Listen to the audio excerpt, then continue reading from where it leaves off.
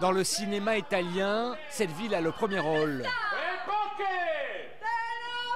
Laure de Naples raconte l'histoire d'une vendeuse de rue, une vendeuse de pizza. Parce que la pizza ici, c'est de l'or. Si partout sur Terre on s'en régale aujourd'hui, c'est que tout a commencé ici. La première livraison de pizza au monde. On l'a livrée à la reine Marguerite. L'ancêtre de Paolo Pagnani, en veste bleue, a livré la toute première pizza de l'histoire sur cette place à la reine Marguerite de Savoie, souveraine de la toute jeune Italie. Le pays avait 18 ans à peine. On vient de faire comme on a fait en 1889. C'était pour notre reine. 11 juin 1889, l'Italie a des couleurs enfin vert, blanc, rouge.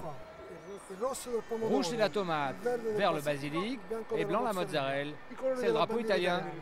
Le drapeau italien, ce succès tricolore sur pâte ne s'est jamais démenti depuis.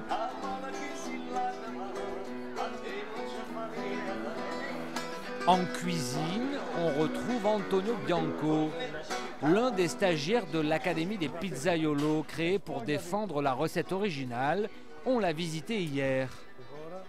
Il a bien appris les fondamentaux de la pizza napolitaine. Vas-y, maintenant rajoute du basilic comme ça, parsème tranquillement. Enfourne, mets bien au fond. Bravo! Quelques minutes au four pour que la pâte lève bien. Et la vraie pizza napolitaine est prête à être servie. Merci Marguerite.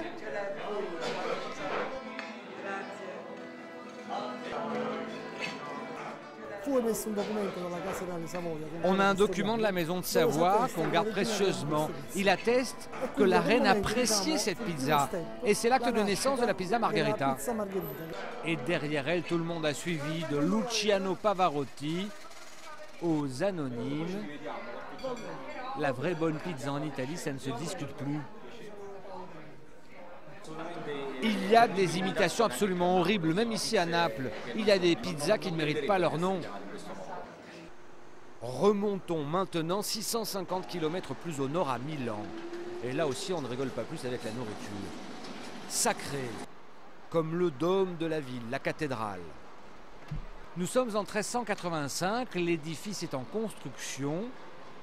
Un peintre qui utilise du safran pour ses couleurs ocre fait tomber un peu de cette épice dans une gamelle de riz. Le risotto est né. Pour moi, il est parfaitement onctueux. Je le sens dans mes mains avec la spatule. La spatule, Elia de Moreto la manipule depuis 50 ans. Et même quand elle ne bat plus le riz, il bouge encore, le signe que le risotto est réussi. Allez, je le goûte. Il est bon. Elia de Moreto tient ce restaurant à Milan. Le temple du risotto à la milanaise, servi avec son osso bucco, son os à moelle, le seul, le vrai. On le goûtera demain.